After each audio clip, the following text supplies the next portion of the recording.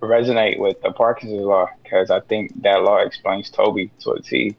I think there's no other way you put out music that consistently every single week without putting it out and just making a predetermined decision to let that guide you.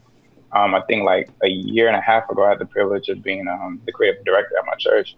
And like it was just there's a lot of creative directors from the church here. There's the finesse. Go work out at church. It was pumping out like every week. It's like a whole music video, a whole concept, stage design, everything. I had to just do poems on the spot. Like what church you go to? And where are you based? I'm in Baltimore right now. I go to Destiny Church. Okay, dope. It's not the church that I used to go to, but that experience of just having to come up with concepts and plan and project manage definitely does something for you. So I would definitely advise just trying to put those deadlines on you. I think for me, I think I have two questions. One is in terms of balancing. Because kind of like one of the reasons I can even do music and afford to like start from scratch is because and pay for equipment is because like I'm an analyst by day, and so that pays well enough, right? But I find that if I'm thinking of from the creative director analyst brain, how do I create a platform or how do I recreate a brand? But I'm also thinking of okay, how do I refine my lyricism to like be the type of artist I know I can be, but I'm not there yet. And then I also know that I'm a musician at heart and I would like to just front to back own production, but I can't do everything at once and be everywhere at once. Trying to figure out how to balance those different hats in a way that brings out the most output, like the most effective output from me so that, it kind of starts the snowball effect is what I'm trying to figure out right now. Because I think if I'm just like spend a little bit here, spend a little bit here, spend a little bit there, that might not serve me well.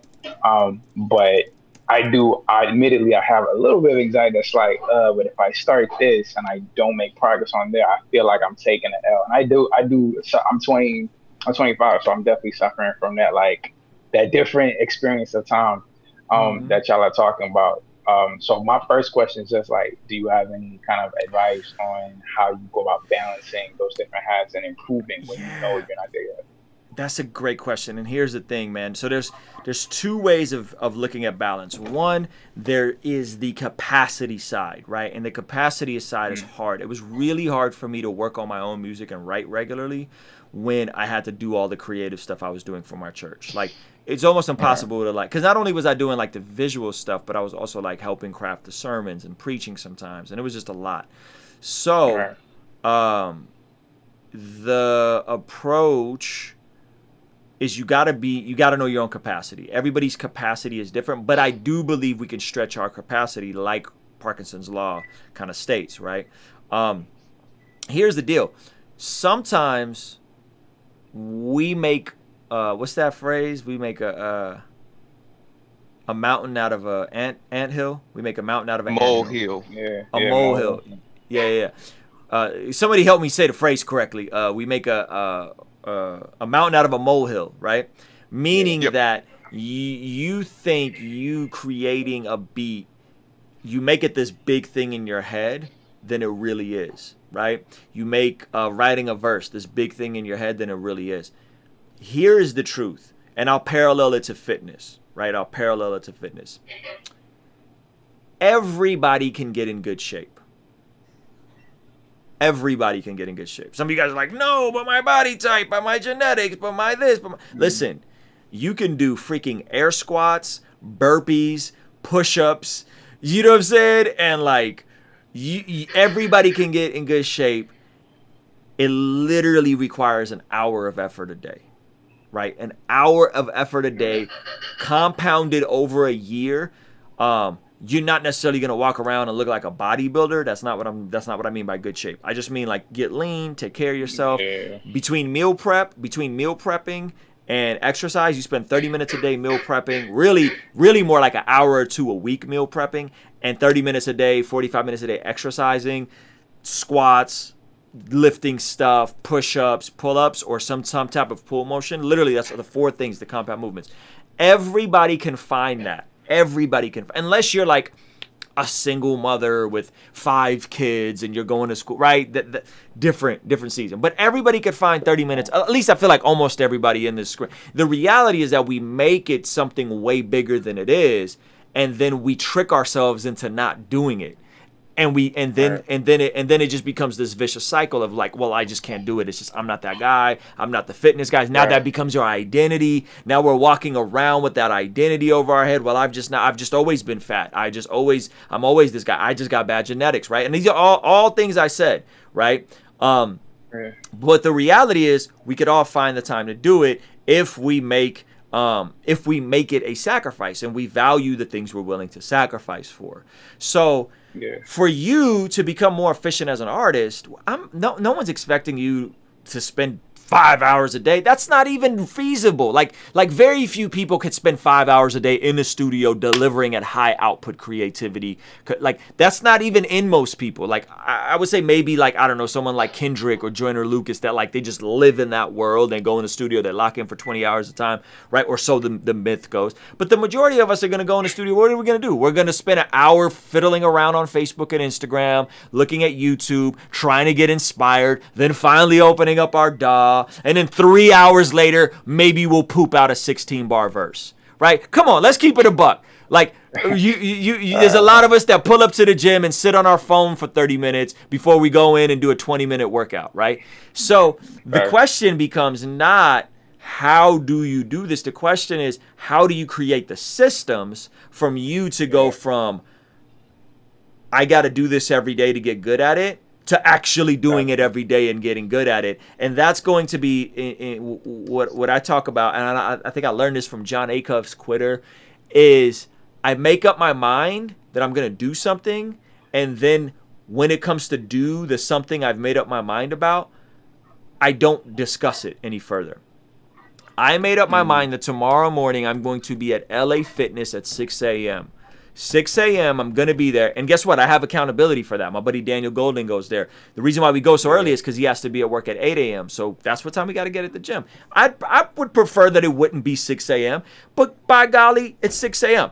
I'm going to be there. There's no excuse. I don't wake up at 5:40 and have the conversation of, do I feel like going to the gym? No, it's already been decided. Ruslan is getting his butt at the gym. Period. It's done. We don't negotiate with ourselves in the future. So you got to ask yourself, if you came home and you said, yo, I got 30 minutes to hit this workout, I got 30 minutes to record a verse, and I got 30 minutes to play an instrument. That's 90 minutes, right? And no, we're not doing Netflix. We're not on Instagram. We're not on Facebook. We're not doing YouTube. We're not doing anything.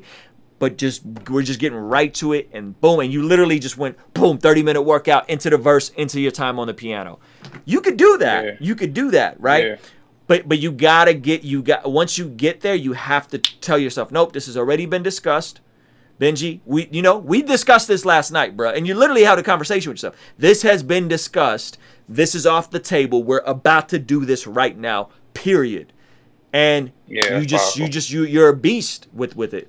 And guess what? Eventually, that 90 minutes you spend on working out, working on a verse, and working on your piano skills or whatever instrument you play, that then becomes your habit.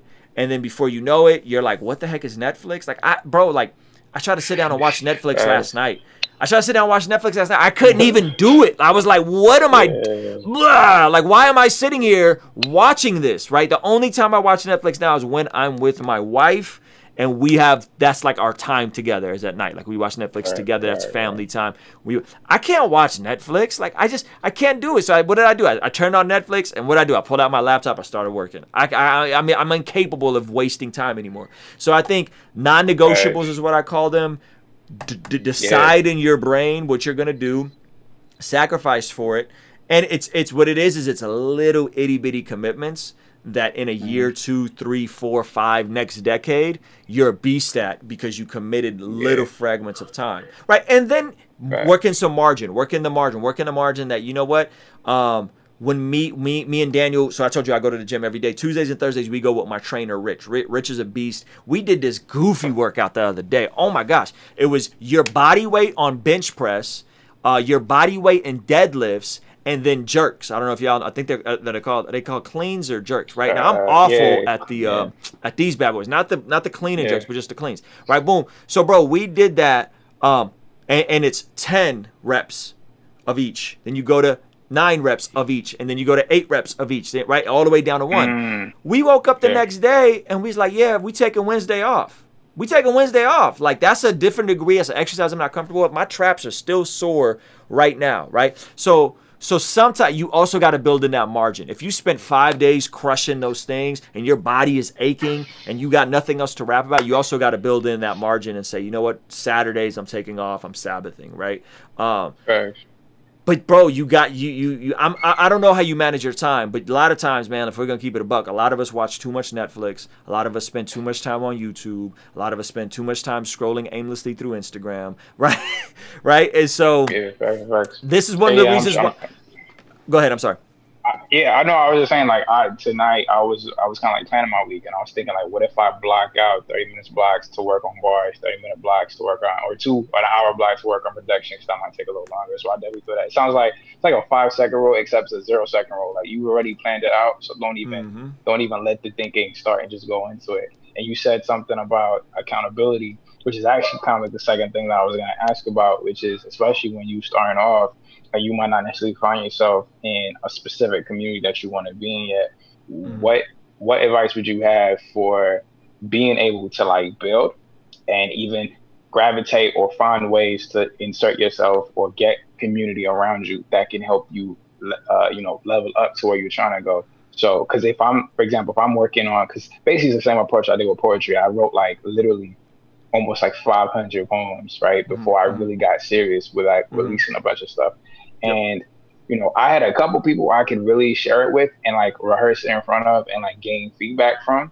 But I'm wondering if to make music and to not really release it as often, what would you advise as a kind of route to go about getting that feedback to know, like, does this hit or does this not? Like, what exactly should I be working on? I know we got like Fan Love Fridays, for example.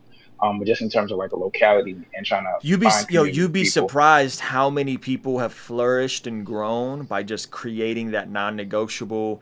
Every Friday night I show up with a record no matter what, and folks get fired just doing that. For me, it was the open mic. You come from poetry, so every Friday you got whatever your open mic was. For me, it was Thursdays. We had a thing called Elevated Thursdays. We showed up every Thursday, and every Thursday I'm trying to have a new piece, bruh. I'm trying to have a new piece. And you know what?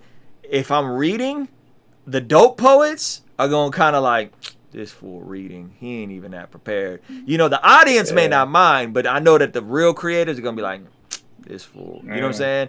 So again, in the ideal setting, someone shows up to the gym with you and is there with you at 6 a.m. and you look like an idiot that's a flake because you didn't show up at 6 a.m., right? In an ideal setting, there's an open mic that you pull up. But right now with COVID and all these different things, we create virtual community. We create stuff like this. We create Friday Night Fan Love, right? Where, I'm showing up with a record and it is like a big virtual open mic where everybody got their records and we're you know what I'm saying? And it's like, and so it becomes like that, and that kind of becomes the accountability, and then you lean into some of the people in the community outside of just the Zoom calls and that. You know what I mean? There's a lot of like little side communities and Instagram pods that get started where people just chopping it up privately and connecting and collaborating. And so I feel like a lot of it is that, to be honest with you, bro, is like just show up and make a commitment to have something new every Friday, even if it's just a verse. Even if it's just a beat even if it's just a chord progression and 8 bars, like at least you pulled up with something. You know what I mean? But I bet you if you say, yo, I'm gonna sit down here for the next 30 minutes and I'm just gonna create and write, I bet you if you can go from that thought to writing as quickly as possible, you'll be blown away by how much more you get done by just jumping into it. And for me, that looks like using the same template in my DAW. That looks like starting every beat the exact same way. That right? It's an actual way that I create to finish something. And so it's all these little tactical things, but you gotta practice. You know what I'm saying? You gotta practice. You gotta try. All those different things. That's a great question though. Let me go to Aaron real quick. Appreciate you.